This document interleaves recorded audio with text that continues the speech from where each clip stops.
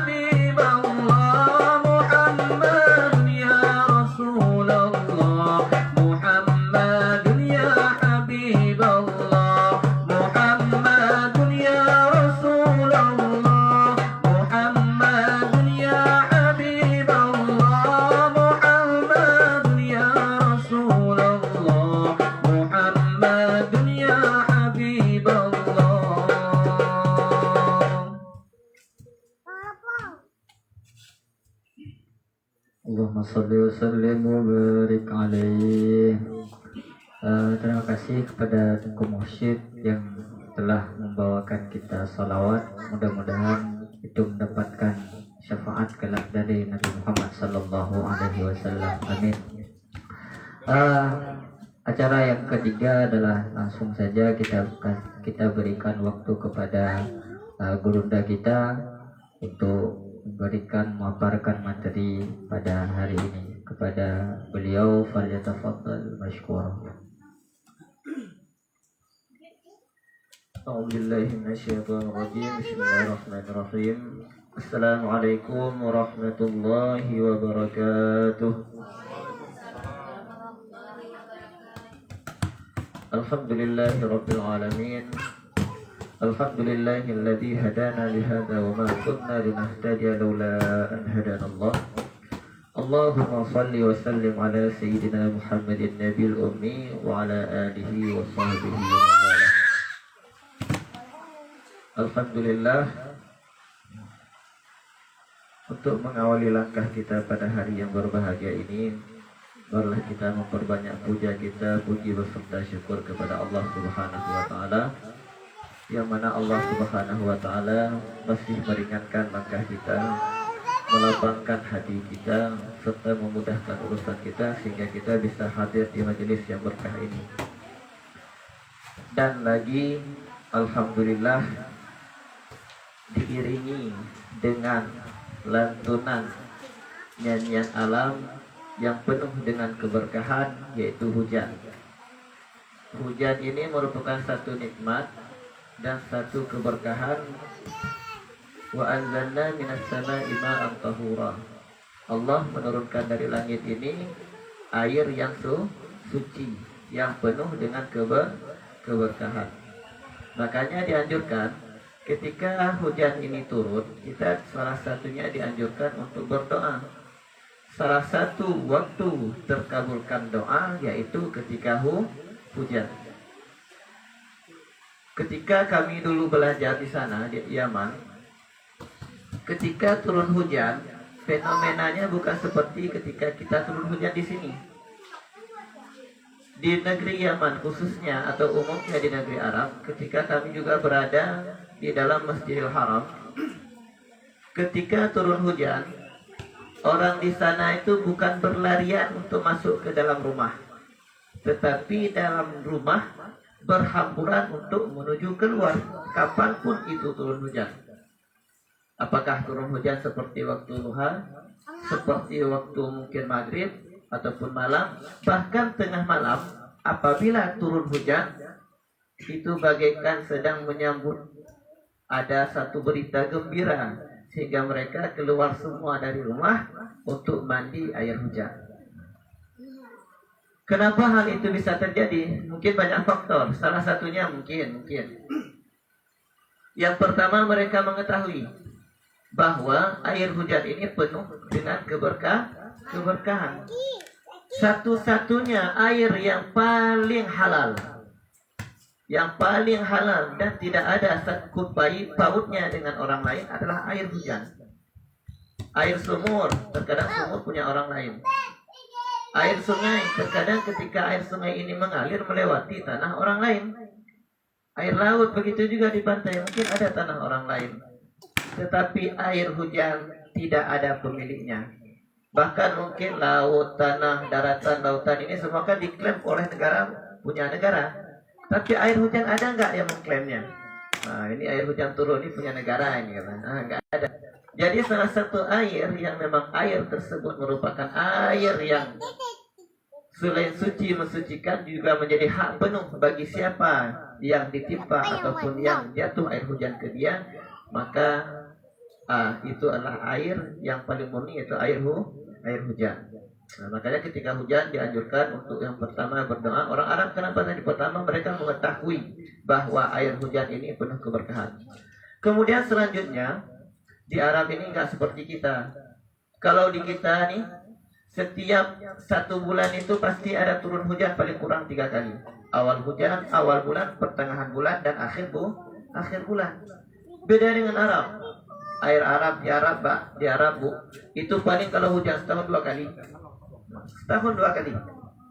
Dan setahun 2 kalinya pun itu hujannya lumayan kencang, tapi tidak sekencang dengan yang kita punya di sini. Nah, jadi bisa jadi seperti kita sebutkan tadi, karena di situ tidak ada hujan.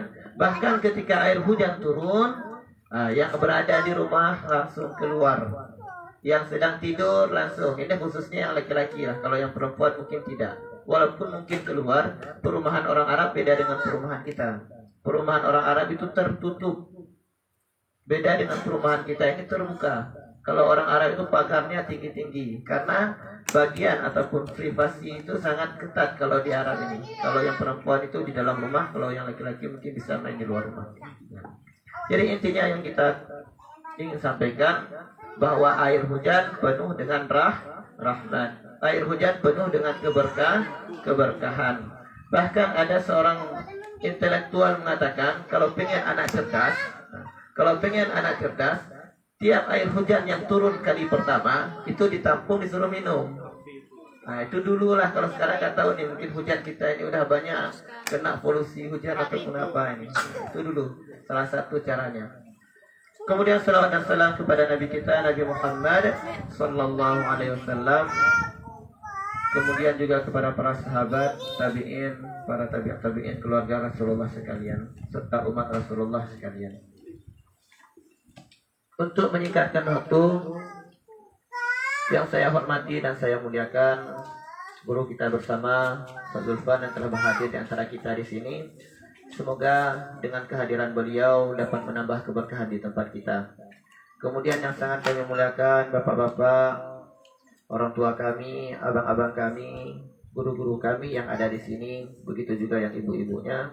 Kemudian yang saya banggakan, yang saya cintai dan saya muliakan, semua yang hadir, baik hadirin ataupun hadirat, tamu-tamu Allah yang telah hadir untuk memenuhi daripada panggilan hati yang digerakkan oleh Allah sehingga kita berada di tempat ini. Dan kita memohon dan kita mengharap serta berdoa, semoga sebagaimana kita duduk di tempat ini yang penuh dengan keberkahan, yang mana Rasulullah mengatakan bahwa ini adalah taman daripada taman syurga, yaitu tempat majelis ilmu. Sebagaimana kita duduk di sini berada dalam keadaan tenang, nyaman, tentram, semoga kelak nanti kita juga akan berada bersama-sama di dalam syurganya Allah Subhanahu wa ta'ala. Ibu-ibu, bapak-bapak yang kami muliakan, dan semua hadirin yang sangat kami banggakan, kalau kita melihat judul kita hari ini judul penuh dengan tantangan untuk istiqamah. Judulnya fikih lanjutan. Jadi nggak ada yang tertarik. Arti kata nggak tertarik biasanya kan menggapai keluarga sakinah mawaddah. Kemudian ada judul apa lagi mungkin yang agak menarik kan. Kalau hari ini judulnya ini tidak begitu menarik, tetapi penuh dengan ujian istiqamah. Arti kata, wah judul kali ini apa? Fikih lanjutan. Apa tuh fikih lanjutan kan? Belajar fikih ini kayaknya membosankan kayaknya. Arti kata kebanyakan seperti itu. Walaupun sebenarnya itu yang perlu, yang sangat penting. Jadi alhamdulillah, walaupun hujan seperti ini ataupun ujian keistiqamahan kita juga sedang diuji, alhamdulillah kita juga bisa berhadir di sini. Namun sebelum kita belajar fikih, sebelum kita belajar tentang hukum-hukum dan tata cara, maka ada kalanya untuk melengkapi hal tersebut, marilah sama-sama kita belajar sedikit mengenai adab-adab ketika menghadiri majelis. Boleh kan bilang adab sebentar lah? Boleh kan? Sekali-kali bicara kita mengenai adab atau sopan santun ataupun tata cara ketika menghadiri majelis. Karena seperti ini, sesuatu itu perlu kepada tata krama, perlu kepada adab. Supaya apa? Supaya sesuatu yang ingin kita dapatkan tersebut itu menjadi berkah. Contoh misalkan gini, kita mau jumpa dengan Bapak Bupati, kita mau jumpa dengan Bapak Sekda. Kalau kita tidak memiliki sopan santun ketika mau berjumpa dengan mereka, mungkin di tengah perjalanan kita akan atlet mundur, ataupun ketika sudah berjumpa pun keinginan kita terhadap orang ini tidak akan sampai. Contoh misalkan jumpa sama Bapak Bupati, langsung masuk kantor, nggak ada yang namanya lapor-lapor dulu, langsung masuk. Begitu masuk dan nggak lapor-lapor, ini langsung, nih Bapak ada apa kok langsung masuk, ini perlu gini-gini, oh Pak ya duduk dulu, ataupun langsung Bapak keluar aja Pak. Karena nggak ada sopan santun. Begitu juga kalaupun sudah sopan santun, sudah berjumpa dengan petugasnya sampai depan Bapak Bupati, seandainya kita berbicara dengan tidak sopan ataupun tidak berakhlak, tidak beradab, itu paling-paling Bapak Bupati ya, tapi keinginan kita tidak akan tersampaikan karena caranya salah. Jangankanlah jauh-jauh ke Bapak Bupati minta uang, minta duit sama ibu, sama ayah, langsung ya kasih duit dong. Ini ayah ataupun ibu yang mendengarnya pun kaget nih, ini kok gini caranya. Ini nggak dikasih nih. Tapi coba datangin kan, cium tangannya, duduk bagus-bagus, ngomong bagus-bagus. Bu, ini uang semesteran untuk bayar SPP ini udah dekat. Anak perlu uang, gini. Ini seandainya ibu atau ayah nggak punya uang ketika itu, pasti, oh insya Allah nanti ibu usahakan. Ataupun kalau memang ada uang, ini lebih dilebihkan ya. Pasti seperti itu karena ada adab dan sopan santun. Begitu juga kita mengaji. Adab menghadiri majelis. Kalau kita memiliki sopan santun ataupun kita memiliki adab-adab ketika menghadiri majelis, yang pertama ilmu yang kita inginkan itu akan kita dapatkan. Misalkan kita mau belajar fiqh, kalau kita memiliki adab sopan santun, maka ilmu ini akan kita dapatkan. Ustaz, saya nggak pernah adab sopan santun, tapi kok ilmu saya dapat juga Ustaz. Bisa jadi ilmu didapatkan, tetapi tidak berkah. Yang pertama apabila ada sopan santun tadi, ilmu akan datang. Kalau nggak ada sopan santun, terkadang ilmu ini mantul, masuk telinga kanan, bukan keluar telinga kiri, tetapi masuk telinga kanan, mantul lagi ke samping. Jadi nggak masuk. Yang kedua, seandainya pun masuk, saya nggak pernah ada sopan santun ketika belajar, tapi masuk ke ilmu. Bisa jadi ilmunya masuk, tetapi keluar lagi, masuk telinga kanan, keluar telinga kiri. Ini tandanya tidak berkah. Dia punya ilmu, tetapi dia tidak mengamalkan dengan ilmunya. Dia punya ilmu, dia dapat di majelis itu, tapi ilmunya tersebut malah digunakan buat untuk kebaikan. Bahkan membeda-bedakan. Saya sudah mengetahui, bodoh kamu ini, itu aja nggak paham, gini loh caranya. Ini kan menghina orang lain. Ini ilmunya tadi tidak berkah, karena tidak bisa diamalkan. Bahkan seandainya pun bisa diamalkan, kalau tidak memiliki sopan santun ketika dalam belajar, tapi ilmu itu tidak bermanfaat buat orang lain. Paling ketika dia dapat ilmu, dia bisa mengamalkan, tetapi ilmu dia ini tidak akan pernah bisa diajarkan kepada orang lain. Cuma untuk bermanfaat diri sendiri saja. Dia punya ilmu, anak dia ini tidak pernah bisa masuk ilmu. Dia punya ilmu, anaknya ini tidak pernah dihiraukan, karena tidak ada keberkahan di dalam ilmu. Jadi apa-apa aja sopan santun ataupun adab-adab ketika menghadiri majelis. Ini yang ada HP, saya kirim di grup. Sambil belajar mungkin baca kitab Jawa, bahasa kitab Jawa mungkin bisa dilihat-lihat. Dari mulai halaman 382. Ini udah saya kirim di grup mengenai ini bahasa Jawa bukan bahasa Arab, halaman 82 pertama. Adab menghadiri majelis ta'lim dimanapun, apa majelis MMR atau majelis yasinan kalau ada, atau majelis wiridan atau majelis yang lain, adab-adabnya hampir sama seperti ini. Dan yang pertama, serta mungkin tidak ditulis di sini. Yang pertama sekali adab menghadiri majelis, pastikan kita semua di dalam keadaan suci. Artinya ada air wudhu. Yang pertama, pastikan dalam keadaan suci ataupun ada air wudhu. Ini ada semua ambil wudhu tadi? Ada nggak? Kalau nggak ada, alhamdulillah. Kalau nggak ada, ya bersabar. Kalau mau berwudhu silakan. Kalau mau nanti juga nggak apa-apa. Yang pertama, hendaklah berada di dalam keadaan suci, ada wudhu. Karena kalau kita suci, gelas ini suci, misalkan gelas terbuka, ia suci. Maka ketika kita masukkan air di dalam gelas ini, nggak ada debu, nggak ada kotoran, maka ketika airnya masuk pun airnya akan menjadi suci, nggak keruh. Coba kalau ada debu, ada coklat, ada apa-apa, ini ketika airnya masuk, ini nggak, jangankan untuk minum, kita lihat pun nggak enak. Kalau minum pun mungkin, walaupun tadi kita mengetahui yang masuk ini air yang bagus, yang kita masukkan misalkan air yang putih, gelas ini kosong, kemudian ada kotorannya, kemudian kita ambil air putih, kita masukkan mau minum. Kalau melihat, wah ini ada debu nih, ini ada kotoran nih, kira-kira mau minum apa enggak? Enggak kan? Nah gitu juga kita. Kalau seandainya gelas hati kita ini ataupun badan kita ini sudah suci, maka masuk ilmunya, ilmu pasti bagus. Al-ilmu nur, ilmu itu cahaya. Apabila ilmu masuk ke dalam diri kita, ada gelasnya, kemudian gelasnya juga suci, ini maka air ini akan bermanfaat. Arti kata bermanfaat ini, kita pun kalau meminumnya enak. Jadi ini perumpamaan saja, contohnya seperti itu. Pertama harus suci. Dan yang kedua, ini baru masuk poin pertama di sini.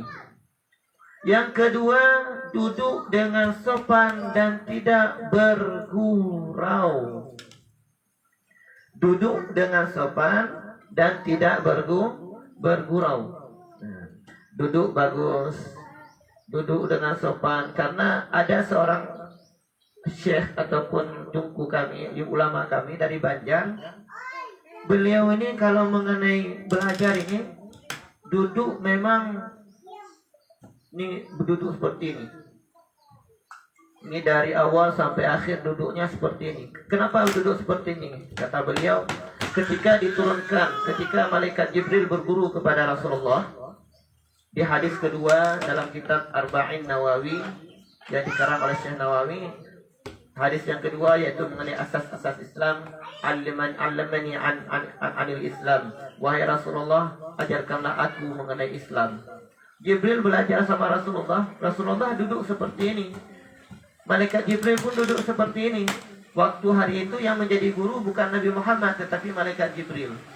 Sehingga guru kami mengatakan, maka duduk seperti ini dianjurkan, walaupun tidak wajib. Walaupun tidak wajib, kalau mampu. Kalau tidak mampu, maka duduk seperti ini, walaupun sebentar. Kemudian kalau tidak mampu juga, maka duduk seperti ini. Duduk seperti bersela biasa.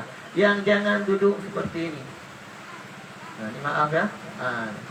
Apalagi seperti ini. Ini duduk-duduk.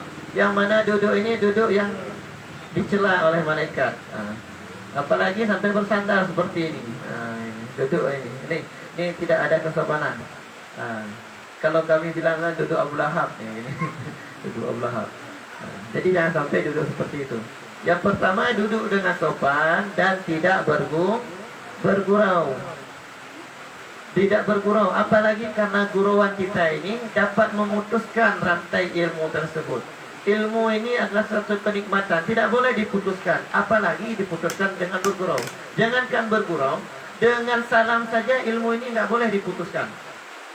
Ada beberapa tempat yang mana tempat tersebut tidak boleh kita mengucapkan salam. Yang pertama, ketika seseorang sedang makan. Kita lagi makan kenduri, tiba-tiba masuk satu orang, Assalamualaikum katanya. Ini mengucapkan salam. Mengucapkan salam biasa hukumnya sunnah, menjawabnya wajib. Tetapi dalam keadaan sedang majelis, sedang ada kenduri, kita mengucapkan Assalamualaikum, ini hukumnya makruh. Bukan lagi sunat, makruh. Satu. Kemudian yang kedua, kapan lagi tidak boleh salam? Ketika sedang diajarkan majelis ilmu. Gini, sedang belajar, tiba-tiba datang seorang. Janganlah bilang seorang, kita lah. Ini kalau bilang seseorang nanti tunjuknya orang lain nanti. Nah, siapa ini fulan ini. Kita mengatakan ini bukan untuk menghakimi dan menilai orang lain, tetapi untuk diri kita sendiri. Nah, arti kata ketika ada majelis-majelis sedang makan, sedang kenduri dan lain sebagainya, jangan kita salam. Begitu juga apabila sedang belajar seperti ini, jangan salam. Bagusnya gimana juga Ustaz? Bagusnya langsung kalau memang majelis tersebut harus minta izin. Gimana minta izinnya? Duduk berdiri di sini langsung bangun gini. Kalau kami diaman dulu ketika masuk kelas itu nggak boleh masuk sembarangan. Ketika keluar minta izin, ketika masuk pun minta izin. Ketika keluar misalkan ada mau puisi, paling enggak kasih tanda. Apa kalau diajarkan gini kan mau bertanya ya, kalau gini kan mau ada sesuatu, ataupun kalau berani gini minta izin izin mau kencing. Kalau enggak gini aja, izin mau ke kamar mandi. Nah ini kalau seperti ini instruksi pimpinan. Nah ini instruksi. Kalau dia mandu ketika masuk juga gitu, ketika masuk walaupun pintu terbuka, berdiri di sini di bawah ini. Ketika dilihat oleh guru, baru guru lihat langsung suruh masuk, baru masuk tanpa berbicara, tanpa salam. Paling kalau mau ketuk pintu. Ketika dilihat oleh guru, suruh masuk, baru masuk. Nah, ini dulu. Jadi yang perlu kita sampaikan bahwa berbicara ataupun salam tadi ketika orang sedang makan nggak boleh mengucapkan salam. Kemudian ketika ada majelis ilmu juga tidak boleh mengucapkan salam. Tunggu Ustaz, salam itu kan bagus. Ini kenapa tidak boleh ataupun makruh? Ketika makan, ini seseorang sedang menikmati sesuatu santapan, nikmatlah ketika makan. Maka jangan potong kenikmatan tersebut dengan salammu. Ketika belajar, ini berada di dalam keadaan nikmat, kenikmatan saat kamu belajar dan belajar ilmu. Jangan potong kenikmatan orang yang sedang belajar ilmu ataupun orang yang sedang menjelaskan ilmu dengan salammu. Kenapa nggak boleh salam kan bagus? Ini salam memang bagus. Kamu mengucapkan salam itu sunnah. Kami yang mendengar salam hukumnya wajib. Dia lagi makan. Assalamualaikum. Pas lagi makan. Assalamualaikum. Dia hukumnya sunat mengucapkan salam. Kita yang dengar wajib. Kita wajib menjawab. Nah lagi makan nih. Assalamualaikum. Mau jawab salam? Nggak dijawab, hukumnya wajib. Mau dijawab, nasi sedang di dalam mulut. Nah, kan bahaya pula. Nah ini logikanya ataupun kenapa seperti itu. Tidak boleh mengucapkan salam karena ketika menjawabnya ini akan menyusahkan orang yang sedang menjawabnya. Begitu juga dengan ilmu. Ketika orang salam, Assalamualaikum. Ini kalau lagi jelaskan oleh guru, mereka lagi fokus, tiba-tiba ada yang Assalamualaikum. Kefokusan mereka ini akan buyar. Guru yang menyampaikan pun materinya nanti takutnya udah nggak nyambung lagi, lupa apa-apa yang disampaikan. Nah, jadi tidak dibolehkan ataupun makruh mengucapkan salam ketika ada orang sedang menikmati makanan ataupun orang yang sedang belajar. Nah, untuk mengucapkan salam saja tidak dibolehkan apalagi sampai bergurau. Kemudian yang selanjutnya, tidak berbicara ketika majelis ta'lim dimulai. Ini yang pertama kita bilang tadi.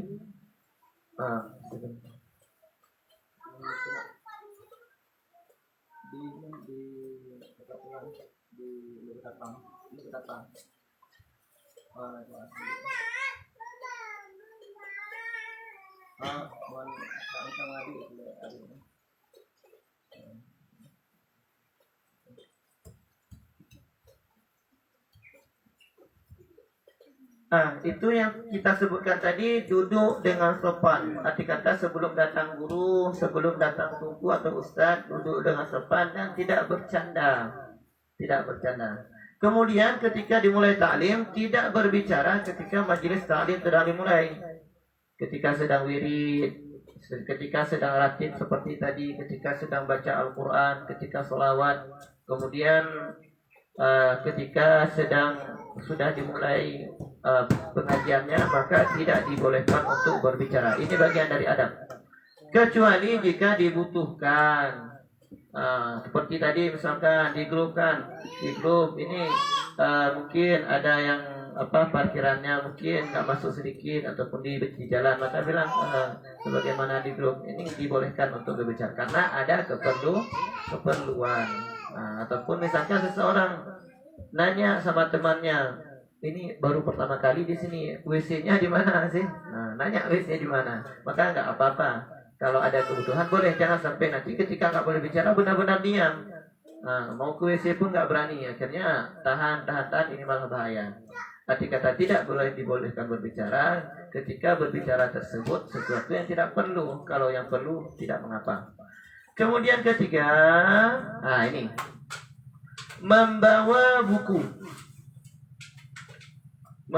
buku dan menulis faedah-faedah yang telah didengarkan dan dipahami. Bawa buku, bawa pulpen, supaya nanti kalau ada yang ingin disampaikan ataupun ada sesuatu yang disampaikan yang perlu kita catat, supaya mendapatkan keberkahan dari seluruh para hadirin. Di sini maksudnya ketika kita membawa buku, maka kita bisa menulis poin-poinnya apa? Ma kutiba hufidha. Sesuatu yang ditulis akan terjaga. Misalkan ini, baik adik-adik ataupun kawan-kawan nulis sekarang. Ini tiba-tiba nanti suatu saat ini umurnya udah 30, 50 nanti lihat catatan, oh iya ini catatan ketika belajar majelis dulu masih ada. Bahkan dengan catatan ini kita bisa mengajarkan kepada yang lain. Kalau kita tidak bawa pulpen, tidak bawa buku, ini nanti begitu keluar dari majelis, nanti nyampe rumah tadi apa-apa aja ya poinnya ya. Ini baru sebentar, belum lagi nanti kalau sudah lama, setahun, 2 tahun lupa. Jangankan untuk faedah, untuk kata-kata yang bagus, untuk kejadian pun ingat gak ingat. Ada nggak ya saya dulu hadir ya, tanggal berapa nih? Gitu. Jadi lupa. Ma kutiba hufidha. Sesuatu yang ditulis akan terjaga. Wa man lam yaktub farra. Sesuatu yang tidak ditulis maka itu akan hilang, akan kabur, akan terbang dan tidak tahu entah kemana. Jadi salah satu adab menghadiri majelis taklim membawa buku ataupun membawa pulpen dan buku ataupun membawa catatan supaya bisa untuk ditulis sehingga yang ditulis tersebut akan menjadi manfaat bagi kita. Kemudian yang kelima ataupun yang keenam, tidak menanyakan, belum. Yang kelima masih memandang dirinya sebagai orang yang paling rendah. Ketika kita menghadiri majelis, kita menganggap kita sebagai orang yang tidak tahu apa-apa, walaupun kita sudah pernah tahu. Tidak memandang dirinya sebagai orang yang paling rendah di antara para hadirin, supaya mendapatkan keberkahan dari seluruh para hadirin yang ada. Yang poin di atas tadi, kemudian mengamalkan dan mengajarkan kepada keluarganya dan orang lain untuk faedah ditulis. Kemudian yang selanjutnya itu memandang dirinya. Karena gini, terkadang kita menghadiri majelis, karena majelis alhamdulillah di tempat kita ini udah banyak majelis. Ketika kita menghadiri majelis, yang pertama ada rasa bahwa kita ini merasa lebih pintar. Misalkan judulnya bab taharah, sudah pernah belajar. Padahal apabila seseorang menganggap dirinya pintar atau menganggap dirinya sudah tahu, maka Allah akan menutup pintu hatinya untuk pengetahuan selanjutnya. Di dalam hal pengetahuan, Rasulullah berdoa meminta, Allahumma zidni ilma, ya Allah tambahkanlah aku ilmu. Rasulullah tidak pernah meminta, ya Allah tambahkanlah aku harta, ya Allah tambahkanlah aku kedudukan, ya Allah tidak pernah. Tetapi dalam hal ilmu Rasulullah mengatakan, Allahumma rabbi zidni ilma, ya Allah tambahkanlah, rabbi zidni ilma, tambahkanlah aku ilmu. Yang arti kata ilmu ini berapa banyak pun kita belajar, dia pasti akan terasa berkurang, dan yang namanya ilmu pasti akan selalu bertambah. Nah, yang namanya ilmu ini tidak terbatas. Semuanya, ilmu kedokteran ini tidak terbatas. Ada nanti penemuan teknologi tidak terbatas. Terus bertambah yang namanya ilmu ini. Tidak memandang dirinya sebagai orang yang paling rendah, orang yang tidak bisa apa-apa. Jangan sampai kita merasa lebih pintar dari orang lain. Ketika kita merasa lebih pintar daripada orang lain, apalagi merasa lebih pintar dari guru, walaupun mungkin guru yang mengajarkan ini orang misalkan masih muda. Apabila kita merasa lebih pintar, maka kita akan terhalang dengan apa yang akan disampaikan. Kemudian yang selanjutnya yaitu menghormati pemimpin majelis. Arti kata di sini ustadz, kita hormati ustadz, walaupun ustadz ini adalah orang yang kecil. Misalkan kita belajar alif ba. Kita belajar alif ba, mungkin ada anak kita yang sudah lebih fasih. Alif, ba, ta, sa, misalkan. Ketika huruf mim, kita mengatakan min, bukan min, Bu. Mim. Zai, kalau kita bilang bukan zai, Bu. Zal. Karena di dalam bahasa Arab ini ada huruf asli. Kalau kami biasa di kampung-kampung itu bukan alif, kami bilang alif. Alif, ba, ta, sa, jim, ha, kha, sampai ain. Sebenarnya apa-apa yang biasa kita bacakan seperti itu tidak benar semuanya. Ada papan di sini. Ain yang kita anggap itu ain, aslinya hurufnya itu 3. Ain yang kita baca. Ain, ya, nun. Ain, ya, nun.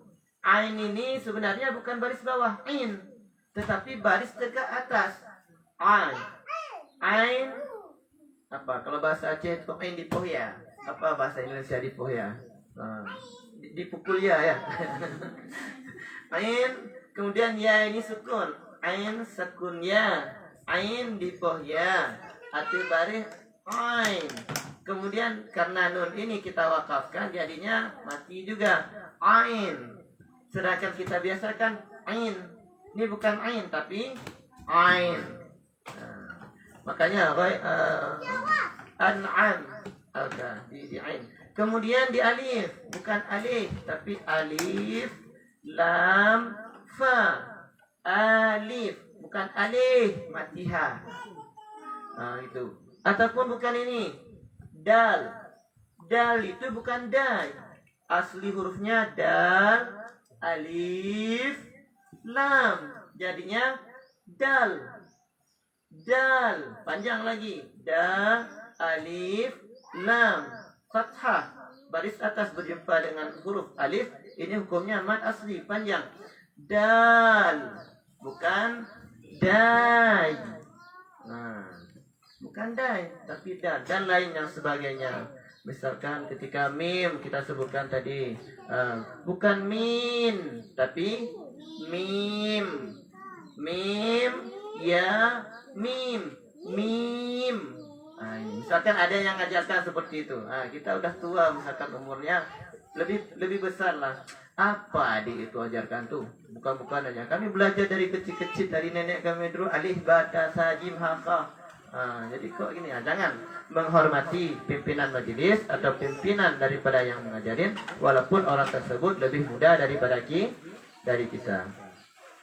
Kemudian yang selanjutnya, terlewatkan juga ini.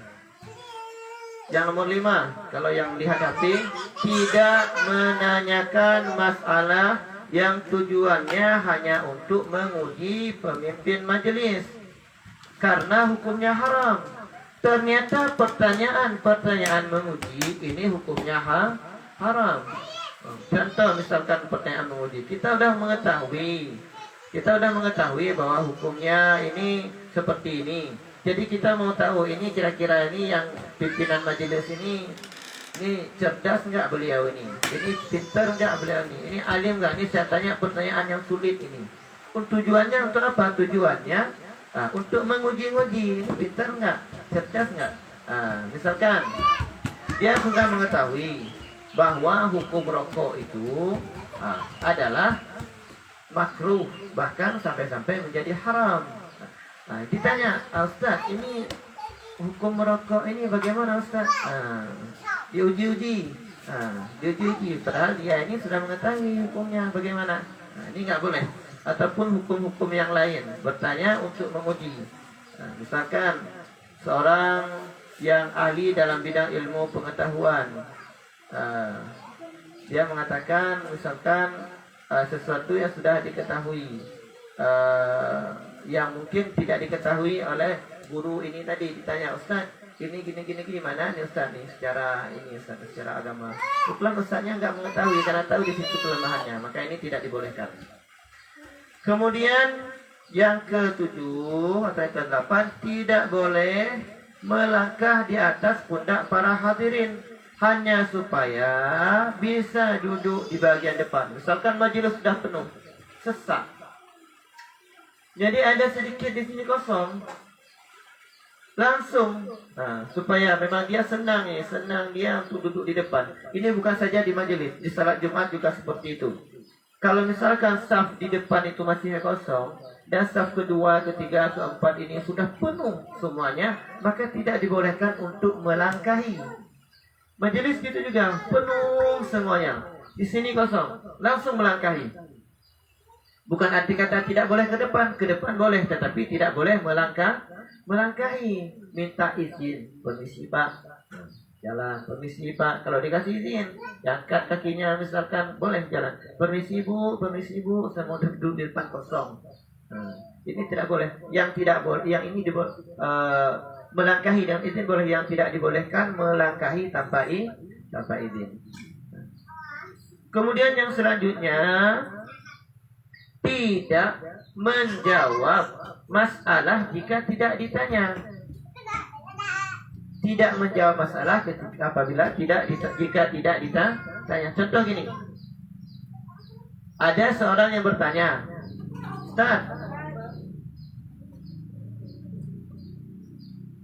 Ustaz, ketika kita bertayamum itu Ustaz, misalkan kaki kita terluka Ustaz, ataupun tangan kita di sini terluka Ustaz, ataupun kaki kita terluka Ustaz, tangan kita terluka, berarti Ustaz kan harus tayamum, karena air ini tidak sampai ke sini.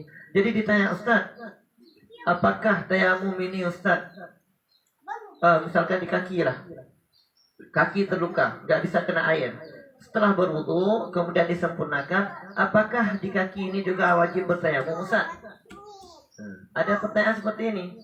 Apakah wajib bertayamum? Ada seorang ibu udah mengetahui langsung, atau seorang bapak udah mengetahui, katanya itu aja nggak bisa. Yang tanya orang lain, yang jawab orang lain, bukan guru. Tadi bilang itu aja nggak bisa. Masa itu aja nggak bisa? Mana ada tayamum di kaki? Tayamum ini kan dua saja, di tangan, di muka sama di tangan, walaupun lukanya di kaki. Guru ini tercengang melihat dijawab ini. Nah ini nggak ditanya, kecuali gini, ada nggak tahu jawabannya? Setelah disampaikan, misalkan begini aja, Ustaz, ketika mencuci muka itu Ustaz, itu wajib ketika berwudu atau pas sunat Ustaz? Dibilang, itu sunat tuh. Dibilang langsung yang di sini nih, itu sunat itu, masa itu aja kamu nggak tahu? Yang memimpin belum menjawab, sudah dijawab sama ibu-ibu samping nih. Ini nggak boleh. Kapan boleh dijawab? Ibu-ibu, ini pertanyaan seperti ini, ada yang mengetahuinya? Ustaz, saya tahu. Arti kata tidak menjawab pertanyaan apabila tidak ditanya. Jangan kita merasa lebih, seperti bilang tadi, jangan merasa lebih pintar ataupun lebih hebat. Kita merasa kita juga tidak mengetahui apa-apa. Kemudian yang selanjutnya, memperbanyak niat yang baik tatkala akan menghadiri majelis. Memperbanyak niat yang baik, memperbanyak doa-doa yang baik ketika menghadiri majelis. Ini dari rumah tadi, ketika mau menghadiri majelis, ini berdoa.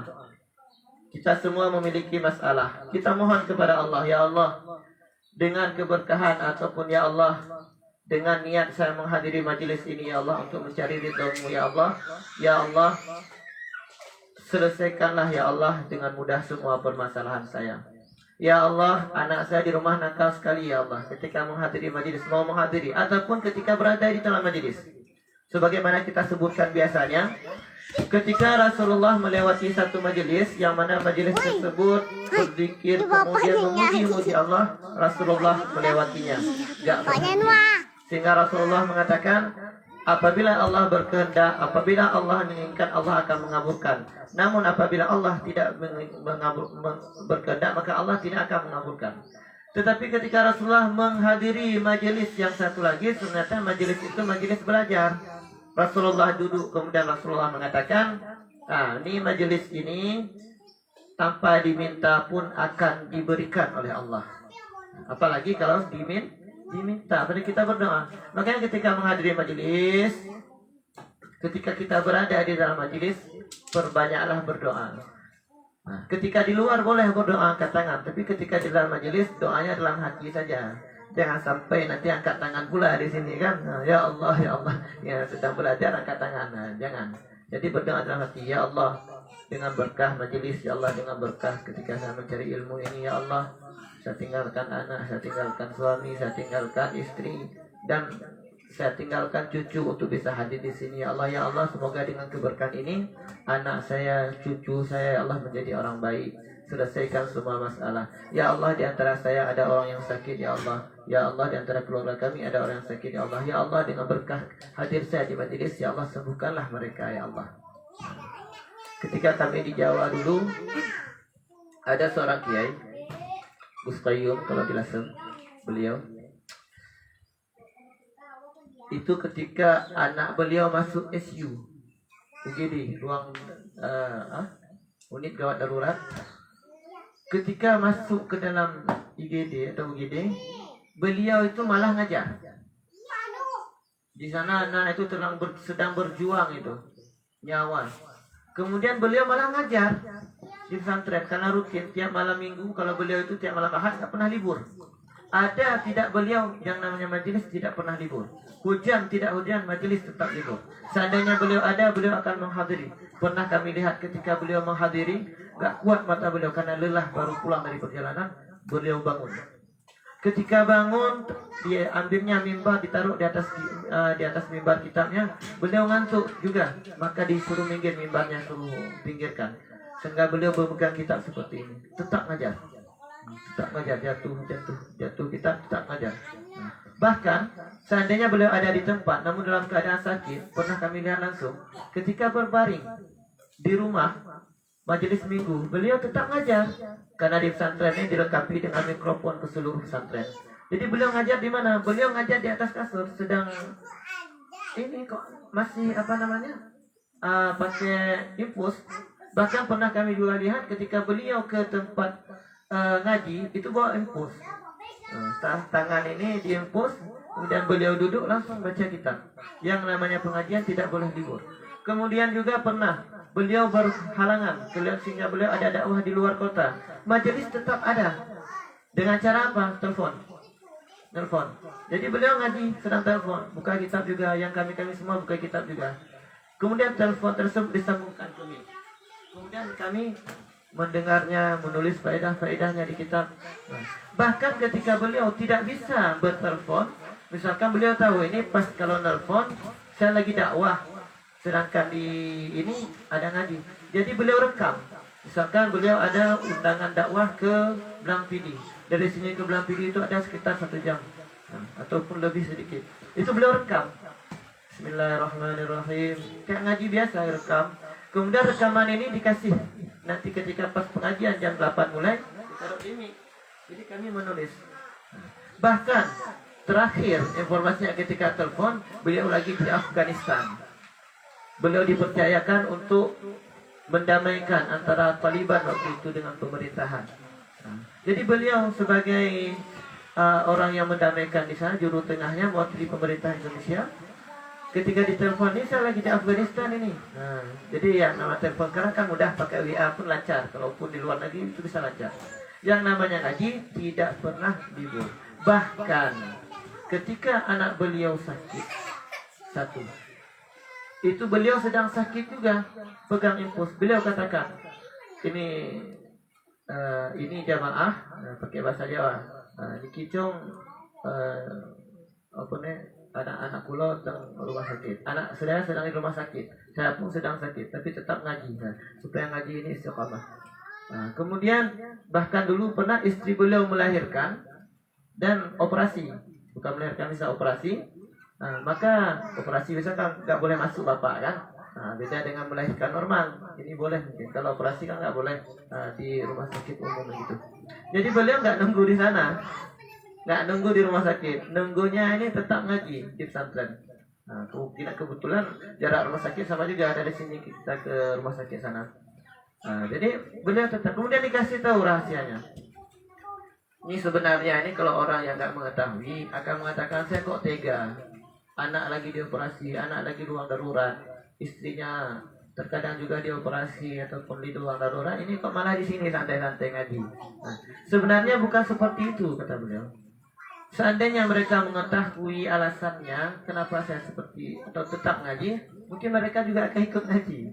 Jadi kenapa maksudnya? Maksudnya ketika kita berada di sana itu tidak akan yang namanya merubah daripada apa yang telah ditentukan oleh Allah, satu.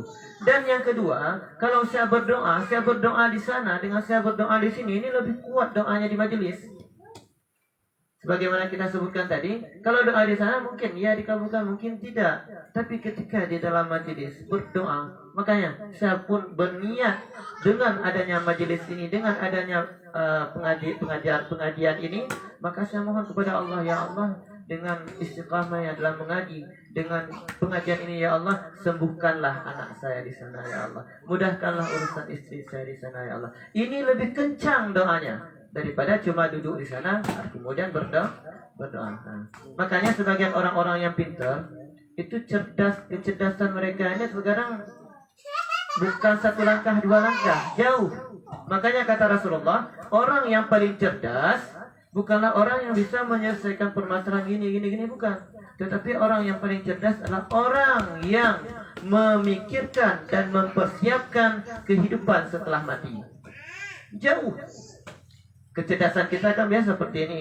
Ini saya kerja, umur saya segini, nanti umur sekian-sekian saya bangun rumah, umur sekian-sekian nanti ada anak, saya sekolahkan anak, saya kumpulkan uang, kemudian nanti ketika pensiun nanti dapat, paling cuma segitu.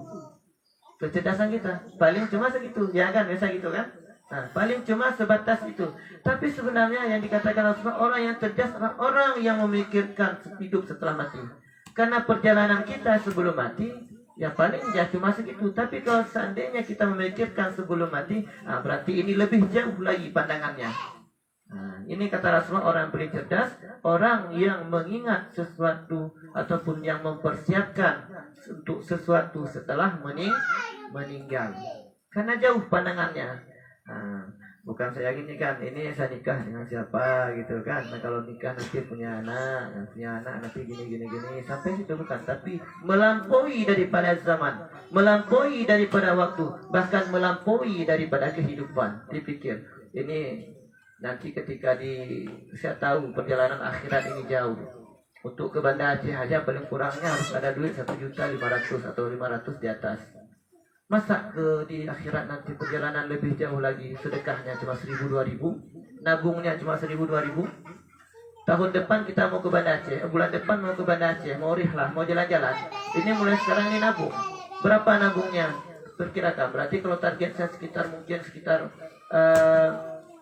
tahun depan target saya ada terkumpul uang 1.200.000 supaya ke Banda Aceh mudah nanti rihlahnya, jalan-jalannya. Berarti tiap bulan saya tabung berapa? Berarti 100. Ini ke Banda Aceh 100 berarti 100 tiap bulan, 100 tiap bulan, 100 tiap bulan. Nanti ketika pas tahun depan berarti saya bisa ada duit sekitar 1.200.000. Ke Banda Aceh kita bisa memikirkan seperti itu dan menabung seperti itu.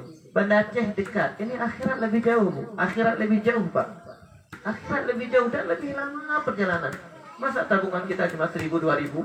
Kapan nyampe nya? Ketika nyampe di sananya pun mungkin nanti nggak ada bekal kita. Contoh kita hidup di dunia ini sama dengan contoh nanti ketika di akhirat. Ketika kita punya modal di dunia ini, kita bisa ke Banda Aceh dengan senang. Lebih banyak modal, sampai kita nabung sampai 10 juta, nyampe Banda Aceh itu bebas jalan-jalannya.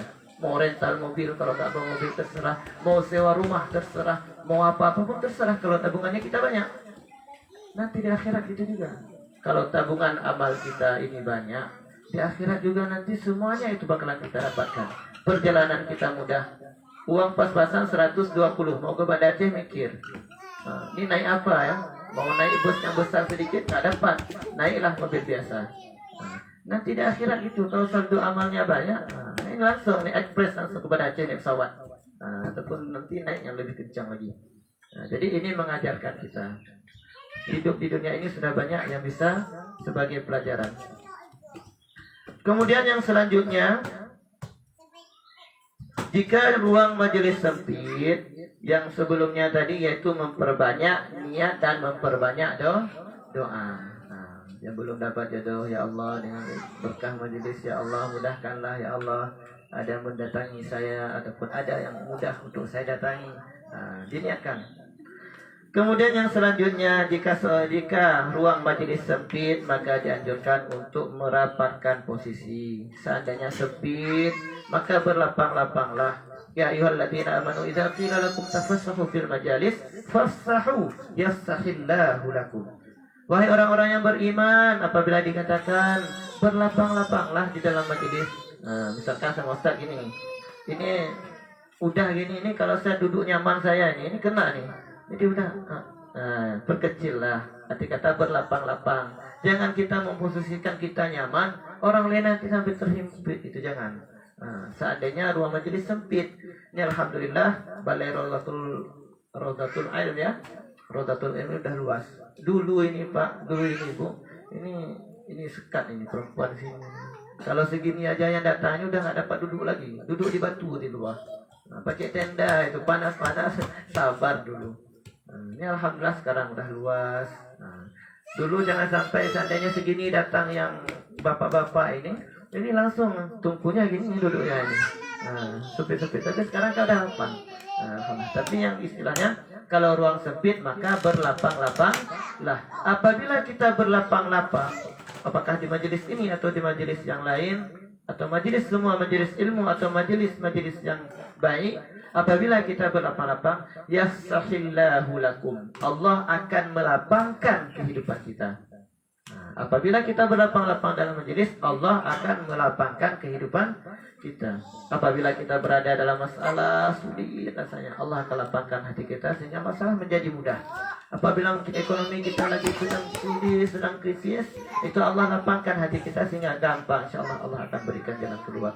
Ya, jadi inilah ada beberapa. Kemudian yang selanjutnya, tidak menahan diri untuk tetap duduk di majelis jika dirinya ingin ke kamar mandi. Arti kata gini, ketika di sini juga jangan menahan-nahan. Kalau nanti misalkan apalagi musim-musim hujan ini mau keluar, izin, ataupun langsung tunjuk tangan langsung izin gitu. Jangan sungkan-sungkan. Jangan sampai-sampai nanti gara-gara nahan, akhirnya nggak jadi keluar ataupun nggak jadi ke kamar mandi. Ujung-ujungnya terjadi apa? Ujung-ujungnya malah terjadi mudarat. Kemudian yang selanjutnya, mengajak kerabat dan teman yang tidak pernah hadir. Suruh aja teman ataupun orang-orang ataupun kerabat yang tidak pernah hadir, ajak ke majelis. Karena kenapa? Sebagaimana Rasulullah bersabda, "Azzallu 'alal khairi kafa'ilihi." Orang yang mengajak, orang yang menunjukkan kepada jalan kebaikan, itu pahalanya sama dengan orang yang berbuat baik tersebut. Contoh, ibu, bapak, di rumah ada adik, di rumah ada saudara, ada teman. Ada kegiatan apa hari ini? Nggak ada Bu, gimana? Ayo kita ke majelis.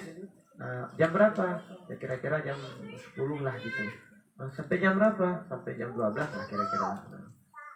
Oke, oh ya, jalan. Gitu juga, Dek, ke majelis ya, yuk. Ya, saya yang ikut. Ibu ini bakalan dapat pahala penuh. Kalau bilang pahala ini mungkin agak ini sedikit lah. Uang langsung kita bilang. Misalkan di sini pembagian uang nih. Ada pembagian uang sekitar 1 juta. Ketika ibu datang, ibu bakalan dapat 1 juta. Yang ibu ajak tadi dapat juga 1 juta. Tapi hebatnya, ibu atau bapak itu bakalan mendapat bonus lagi 1 juta penuh. Kenapa? Karena ketika ibu mengajak orang lain tadi, jadi orang lain mendapat 1 juta dan ibu mendapatkan juga bonus 1 juta apabila mengajak seorang. Kemudian yang kedua ini jangan ajak lagi 5 orang lagi. Tiba-tiba telepon tamunya, ada kegiatan apa? Enggak ada. Ayo kita ke majelis. Sama siapa? Sama ibu. Ayo 5 orang. Ibu dapat 1 juta, yang ibu ajak dapat 1 juta. 1 juta yang ibu ajak, orang yang ibu ajak tadi, ibu dapat lagi bonus 1 juta. Dari siapa? Dari yang ibu ajak. Kemudian hebatnya lagi, ini sistem apa? Marketing namanya dia. Apa itu namanya itu? Kalau di bisnis apa gitu kan biasanya kan? Sistem apa namanya itu? Tangga atau bagi apa namanya? Kemudian yang diajak sama yang ibu ajak tadi itu dapat juga. Ini dapat 1 juta, 1 juta, 1 juta. Jadi ibu sudah dapat 5 juta dari mereka. Jadi ibu dapat 1 juta dari orang ajak pertama. Yang ibu ajak tadi itu bakalan juga ibu dapat juga 5 juta. Jadi tanpa sadar ibu sudah mendapatkan sekitar 7 juta. 1 juta punya diri sendiri, yang 2 juta, 1 juta dari ibu ajak. Kemudian yang ibu ajak tadi dapat 1 juta lagi. Makanya kenapa orang yang belajar ilmu ini pahalanya ini lebih besar dari pahala orang yang sholat 1000 rakaat? Karena gini, seperti ini. Orang yang ajak, orang yang sholat itu paling pahala sholatnya penuh-penuh untuk dia aja, untuk dia saja. Tetapi ketika belajar, kita nanti mengajarkan lagi, ataupun yang kita ajarkan. Bilang sama anak, ibu tadi dapat ilmu ketika di majelis. Adab untuk belajar ilmu harus berwudu. Ini anak-anak, ada wudu enggak? Udah wudu enggak? Ini kan mau ngaji. Ini ada wudu enggak? Enggak ada, Bu. Enggak ada, Nek. Wudu dulu. Supaya ilmunya cepat masuk, wudu dulu. Ketika ibu mengajarkan, ibu dapat pahala. Kemudian hebatnya lagi, anak ini mengajarkan ke anak, mengajarkan ke orang lain, mengajarkan. Misalkan dapat di majelis, kalau makan jangan pakai tangan kiri. Ibu tadi dapat belajar sama Ustaz, nggak boleh pakai tangan kiri kalau makan, kalau minum.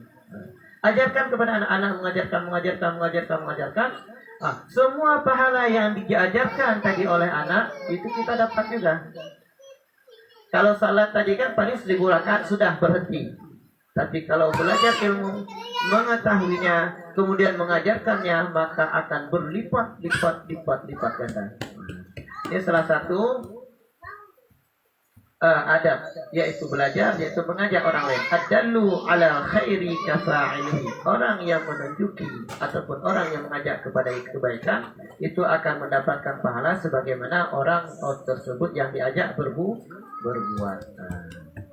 Bisa dimengerti kan? Insyaallah. Kemudian yang terakhir, ketika akan keluar dari majelis ataupun majelis ilmu ataupun majelis Quran, majelis kebaikan yang lain, maka dianjurkan untuk membaca doa kafaratul majelis. Doa kafaratul majelis. Sebagaimana sabda Rasulullah, man jalasa fi majlisin wa kassara fihi lughata. Barang siapa yang duduk di suatu majelis dan di dalamnya banyak membicarakan kejelekan, banyak berbicara keburukan dan dosa, maka ketahuilah jika dia sebelum berdiri dari majelis membaca doa kafaratul majelis, maka Allah akan mengampuni perkara yang telah terjadi di majelis tersebut. Arti kata, Apabila kita berada di dalam satu majelis, mungkin ketika kita belajar adalah mengatakan untuk orang lain atau berbicara untuk orang lain. Nah, maka apabila kita baca doa kafaratul majelis, maka dosa kita pun akan diampunkan oleh Allah Subhanahu wa taala. Tapi jangan sampai gini ya. Jangan sampai ketika sudah mengetahui tadi doa ini malah gini. Enak nih, enggak apa-apalah ngomong untuk orang lain. Enggak apa-apalah riba. Kenapa? Kan udah ada doanya. Nah, ini jangan. Jangan nanti, ini udah ada doa kita nih.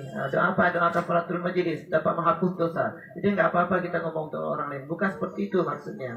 Nanti kata doa ini kita ucapkan, mungkin ada dosa yang kita ucapkan karena berbicara untuk orang lain tanpa sengaja, ini akan terampuni. Apa doanya? Nah, apa doanya doa kafaratul majelis? Subhana rabbika, subhanakallahumma wa bihamdika. Nah, coba ulang. Subhanakallahumma wa bihamdika. Subhanakallahumma wa bihamdika. Coba ulang. Asyhadu an la ilaha illa anta astaghfiruka wa atubu ilaik. Subhanakallahumma wa bihamdika. Asyhadu an la ilaha illa anta astaghfiruka wa atubu ilaik. Nah, ini doa ini diucapkan setiap selesai daripada majelis. Baik majelis, arti kata majelis ini duduk-duduk, baik majelis ilmu ataupun majelis Quran ataupun sedang ngobrol dua. Nah, maka sebelum bangun membaca doa kafaratul majelis. Subhanakallahumma wa bihamdika asyhadu an la ilaha illa anta astaghfiruka wa atubu ilaik. Maka Allah akan mengampuni dosa kita, keburukan kita, apa-apa yang kita ucapkan dalam majelis yang menyangkut diri sendiri ataupun orang lain. Nah, bisa dipahami kan? Bisa? Nah, kita ulang untuk terakhir. Yang pertama ada majelis, yang pertama ada ayat sembahyang, yaitu suci kan. Yang pertama berwudu, enak kita ulang. Yang pertama berwudu, kemudian kedua duduk dengan sopan dan tidak bergurau, kemudian tidak berbicara, kemudian membawa buku dan pena untuk menulis, kemudian memandang dirinya sebagai orang yang paling rendah, kemudian tidak menanyakan masalah yang tujuannya hanya untuk menguji, kemudian menghormati pimpinan majelis, kemudian tidak boleh melangkahi di atas pundak para hadirin, kemudian tidak menjawab masalah jika tidak ditanya, kemudian memperbanyak niat dan doa, kemudian jika ruang majelis sempit maka dianjurkan untuk berlapang-lapang, kemudian tidak menahan dirinya untuk tetap duduk di majelis. Artinya kalau ada keperluan langsung minta izin untuk keluar. Kemudian mengajak kerabat untuk hadir di dalam majelis. Kemudian yang ke-13, yang terakhir atau 14, ketika akan keluar dari majelis taklim maka dianjurkan untuk berdoa, yaitu doa kafaratul majelis. Dan ini insyaallah siapa yang mengamalkannya sebagaimana kita sebutkan tadi akan mendapatkan keberkahan. Apabila berkah sudah ada, maka ilmu yang kita dapatkan pun akan bermanfaat apabila dan bisa kita amalkan dan bisa kita ajarkan. Namun apabila tidak, maka sungguh nanti disayangkan. Jadi ini alhamdulillah, ini pembahasan mengenai adab-adab. Rencana tadi kan sedikit dan sebentar, ini malah banyak jadinya. Enggak lagi sebentar. Kemudian untuk melengkapi, mungkin tidak baca kitab lagi, sadah, karena hampir jam 12 juga. Belum lagi mungkin ada pertanyaan nanti. Kita bahas sedikit mengenai, ini mungkin ibu-ibu sudah tahu, tapi tetap kita ajarkan bapak-bapak juga. Cara bagaimana menghilangkan najis. Yang namanya najis itu ada beberapa macam. Ada najis berat, ada najis ringan, ada najis sedang ataupun berat, sedang dan ringan. Yang namanya najis berat, contohnya misalkan dijilat oleh anjing. Cara menghilangkannya najis tersebut yaitu dengan cara disama. Arti disama ini yaitu dicuci 7 kali, salah satunya dengan tanah. Contohnya gini. Misalkan kan HP ini dijilat, ini sikat saja karena tujuan kita najis mutawasithah nanti karena banyak. Contohnya HP dijilat oleh anjing. Maka yang pertama harus kita perbuat.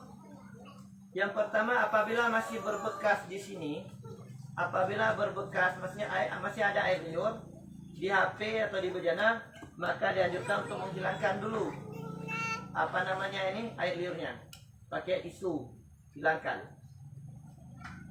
Kemudian yang kedua, 7 kali basuh, 1 kali dengan tanah.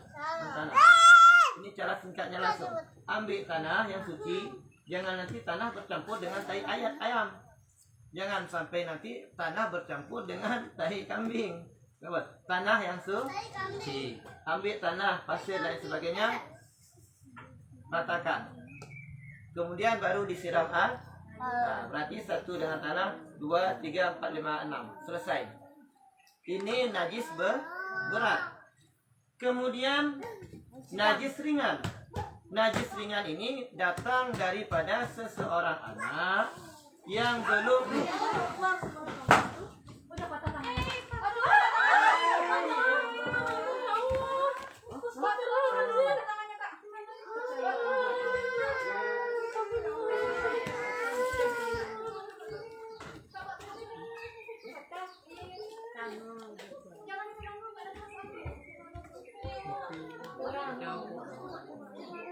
langsung aja Bu kalau ini.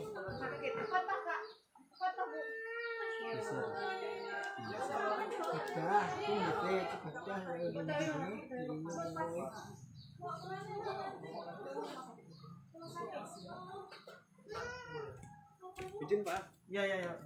Semoga nggak apa-apa.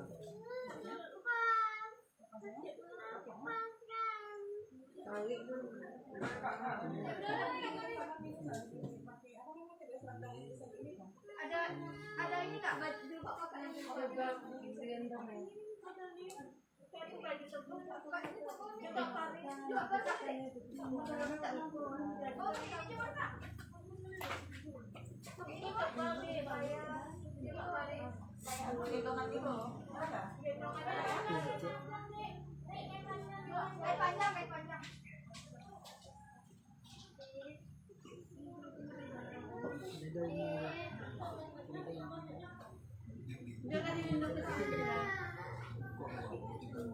Buat air itu, air gula apa? Air gula.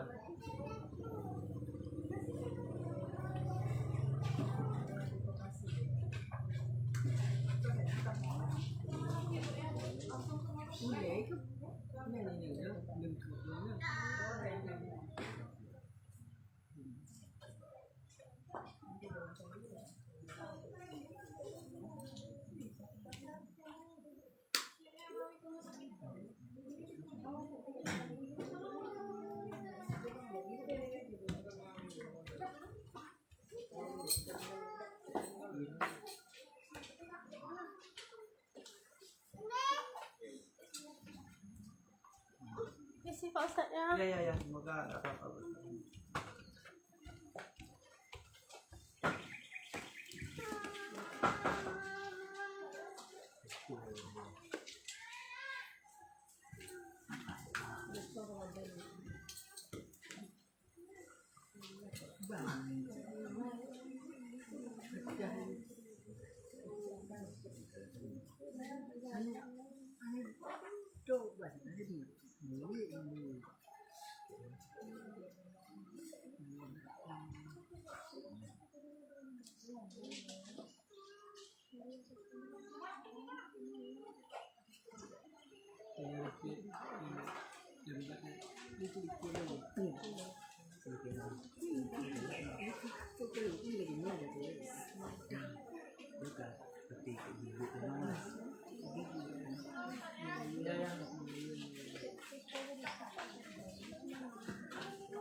Kita doakan dalam hati kita semoga adik tadi nggak apa-apa, cepat sembuh ya.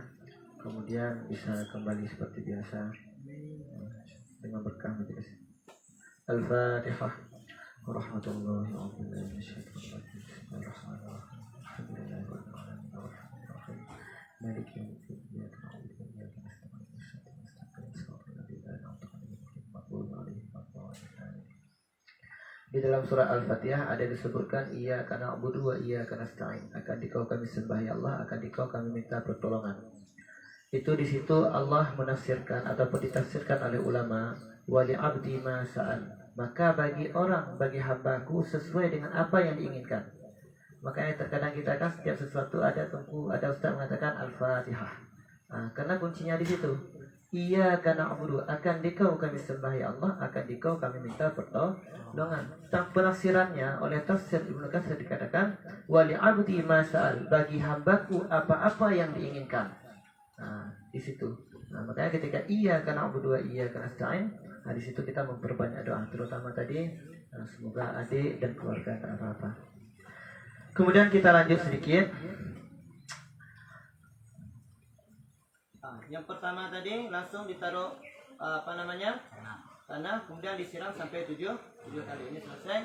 Kemudian ada anak kecil yang belum sampai umur 2 tahun. Maka ini namanya najis mukhaffafah, yaitu najis yang ringan. Cara menghilangkannya bagaimana? Cara menghilangkannya cukup dengan dipercikkan air sampai merata. Tidak mesti dialirkan, tapi dipercikkan.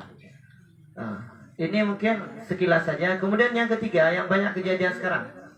Yang ketiga, najis mutawasitah, najis pertengahan. Cara menghilangkan najis ini, langsung praktek.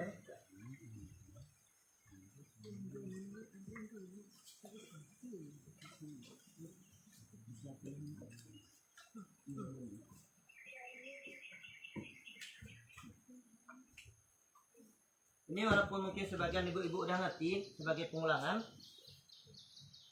Najis mutawasitah nih kayak tai ataupun kotoran lain. Misalkan ini kotoran ayam. Bagaimana cara mensucikannya? Kan biasanya langsung gini, biasanya apalagi kami yang laki-laki ini pengennya ekspres. Ngambil air 1 gayung, gitu kan? Ambil air 1 gayung, langsung gini. Kemudian ambil pel. Kan udah ini, langsung ambil pel, udah pikirnya udah suci. Ini belum suci. Kenapa? Ini air 1 gayung ataupun bukan 1 gayung, bilang aja 1 ember. Ini najis sedikit, kena air yang sedikit, semuanya jadi najis. Ambil lagi air, siram lagi, sampai sana. Ini najis dari sini sampai sana najis. Ambil air lagi, sampai habis. Ambillah yang namanya untuk mendorong, bukan belum lap, untuk mendorong itu apa namanya? Kita pikir kan sudah suci. Ataupun ambil pel, lap, pel. Ini ketika kita pel dari sini sampai sana. Ini semua menjadi najis. Kenapa najis? Ustaz, kan sudah dibersihkan. Dibersihkan dengan air yang sedikit. Kemudian airnya tidak mengalir. Beda dengan apabila ada selang, langsung semprot. Masalah. Ini sedikit. Mulai sedikit najis tadi, kemudian langsung disiram sampai ke sana. Jadilah dia ini semua najis. Sering kan seperti itu, pengen ekspres. Kalau ibu-ibu mungkin udah ngerti. Kalau kami ini ya enggak, dan pengennya ekspres. Apalagi tempat seperti ini, taiknya di sana langsung tai cicak misalkan kecil, langsung gini, tahu-tahunya semua jadi najis. Cara mensucikannya, yang pertama, misalkan tai ayam, anjing, tai kucing, tai apapun dia.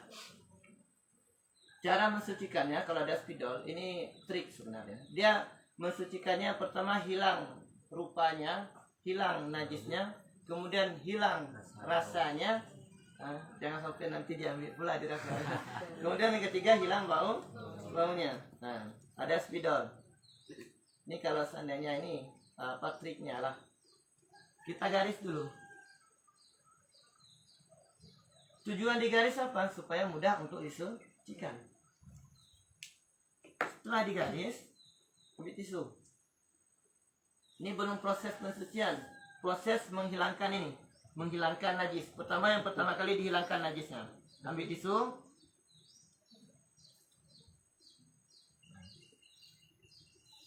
Boleh lah, misalkan ini agak sedikit susah gitu.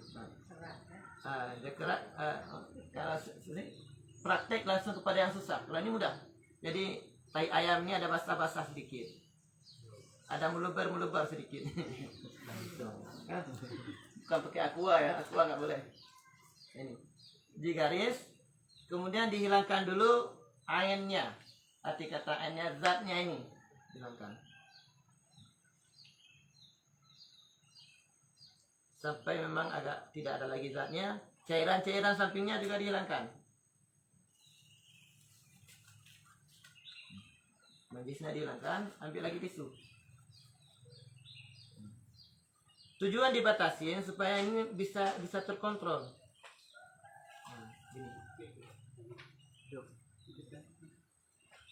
Nah ini.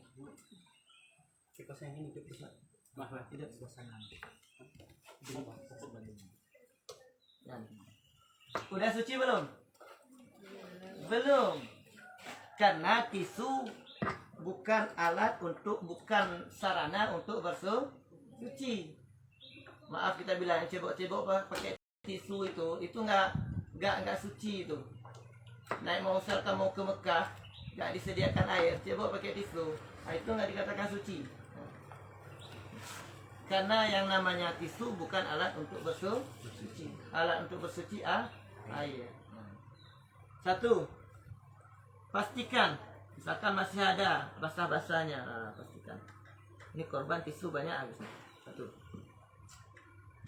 Kemudian yang kedua, ini belum suci walaupun tidak ada lagi najis, walaupun tidak ada lagi rasa. Misalkan nggak ada rasa, jangan sampai gitu juga ya. Ataupun nggak bau lagi, Ustaz nggak mengapa-apa. Walaupun sudah nggak bau, tapi karena tisu ini bukan alam untuk bersuci, berarti dikatakan belum suci. Kalau kita jalan injak gini, walaupun sudah bersuci, anak-anak gini Ustaz, nggak apa lagi Ustaz, ambillah parfum, udah harum ini, airnya nggak ada. Nah, yang jadi masalah, tisu ini bukan alat sarana untuk bersuci. Nah, kemudian yang kedua, siram lagi air. Ambil lagi, ini banyak korban tisu ataupun kain yang lain. Lap lagi. Tujuan kedua ini untuk menghilangkan rasa. Seperti kita bilang tadi, jangan pula nanti dirasa kan. Belum pasti juga ini, masih nggak yakin kita. Tujuan kemudian yang ketiga, 3 kali.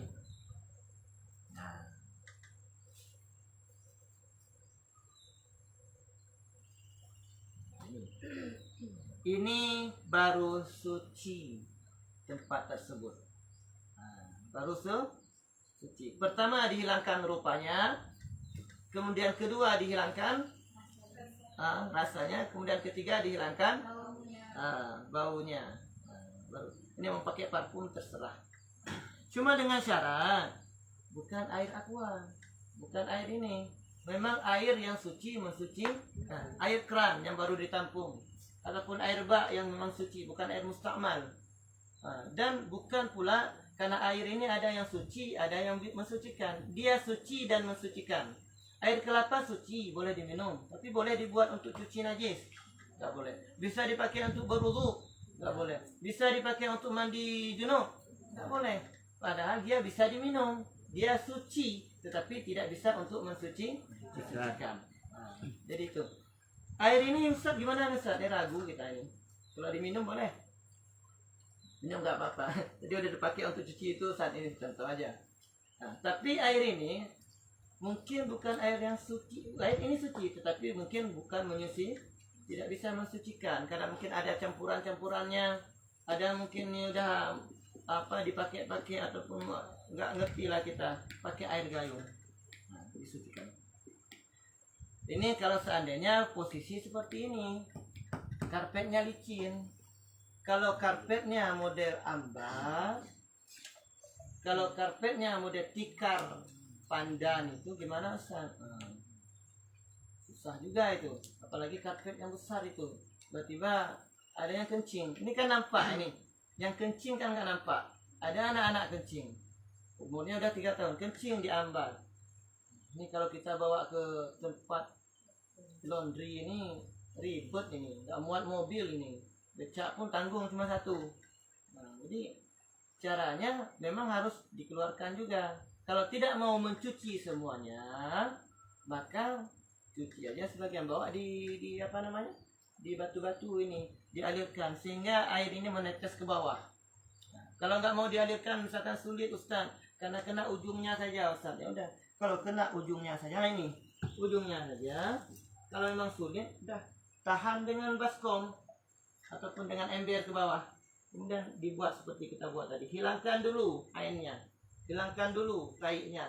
Nah, kemudian baru dihilangkan rasanya, kemudian dihilangkan baunya. Caranya nggak cukup dengan sekali seperti ini mudah. Caranya harus lebih banyak lagi berarti. Nah, kira-kira ya ini untuk contohnya. Kemudian ketika mencuci pakaian. Ketika mencuci pakaian, ini kebanyakan bahkan mencuci dengan air najis. Ya. Ada baju, ada kain, kena tai, dicampur semuanya. Dimasukkan ke dalam ember. Biasa kan itu, ambil kain, masukkan ke dalam ember. Kemudian tuang air. Seandainya baju tadi ada yang bernajis, maka ketika kita menaruh air, kucek, semuanya jadi najis. 1 ember tadi jadi itu najis. Ribet lagi kan? Padahal kan sedikit tadi kena najis. Karena kita tidak pisahkan dengan pakaian yang lain. Pakaian lain yang mungkin nggak bernajis, paling kotor-kotor biasa. Tapi ini ada satu ini terkena tai ayam. Disatukan lagi, ini semua pakaian ini semua bernajis. Ribet jadinya. Kalau semua bernajis, maka nanti ketika kita membilasnya pun ini harus benar-benar suci karena najis ini udah gara-gara satu tadi. Jadi caranya bagaimana? Dipisahkan ataupun kalau memang mungkin dicuci dulu najisnya ini yang ada di pakaian, dicuci kemudian baru disatukan dengan yang lain. Kalau semua pakaiannya adalah pakaian yang memang bukan najis, suci, kita taruh air, ini paling ini apa namanya ini dia tidak bernajis. Kalaupun seandainya kita pakai nggak masalah, bau-bau sabun nggak masalah nanti. Yang masalah apabila bernajis. Kemudian sama juga ketika kita bilas satu-satu ini memang harus mengalir semuanya airnya. Pastikan. Kemudian ketika mencuci darah ikan, biasanya kalau ada bapak-bapak bawa pulang daging ikan yang sudah dipotong-potong, ini kan masih berdarah, masih najis ini darahnya. Kapan hilangnya? Apabila kita cuci dengan bagus. Jangan sampai langsung masukkan ke dalam baskom yang ada air, kucek, hilangin airnya, masukin lagi airnya, kucek, hilangin lagi sampai hilang darahnya, masukin lagi. Ini kira-kira suci apa enggak? Enggak suci. Kenapa enggak suci? Karena tidak dialirkan, air ini tergenang. Ini baskom, masukin, ada air yang sedikit. Ikan masih berdarah-darah, masukkan. Kemudian kucek, hilangkan air. Otomatis di ikan ini masih ada najis tadi. Karena disucikan dengan air yang tidak bisa mensucikan, karena sedikit. Masukin lagi airnya, sama juga. Nah, caranya bagaimana? Caranya ambil satu-satu, kemudian siram. Ataupun cari kira-kira bejana atau baskom ataupun ember, apa namanya itu? Ya, itu tempat lah ya. Tempat itu kena apa? Yang ada saringannya. Sehingga langsung nyaring gini nggak masalah. Nyaring gitu. Ini di kenduri juga hati-hati juga kalau di kenduri, biasa kenduri besar-besar. Ibu-ibu terutama yang biasa lebih ngerti masalah mencuci ini. Jangan sampai nanti cara mencucinya ikan dah banyak-banyak langsung caranya gini langsung taruh. Kalau ada disediakanlah satu tempat yang mana tempat itu mempunyai rongga-rongga sehingga kita ditaruh ikan, nanti ujungnya nanti terakhir baru disiram. Ini baru yang namanya suci. Kalau enggak cuma kucek masuk kucek kemudian hilang darahnya saja, ternyata nanti masih ada yang lain. Ini jadinya jadi najis. Makanlah kami najis. Kenapa dibilang sama ibu-ibu? Karena begini, bapak-bapak membawa yang halal, tapi nanti ketika dimasak malah enggak jadi haram, jadi halal, jadi haram. Dimakan sama anak, dimakan sama suami. Hatinya ini terasa nanti. Kenapa nggak pintar-pintar ngaji? Kenapa nggak pintar-pintar pelajaran? Yang dimakan tersebut ternyata bukan yang halal, arti kata najis, karena tidak bersih atau tidak suci ketika disucikan. Ini terkadang cuci pakaian bapak nggak dibuat seperti ini.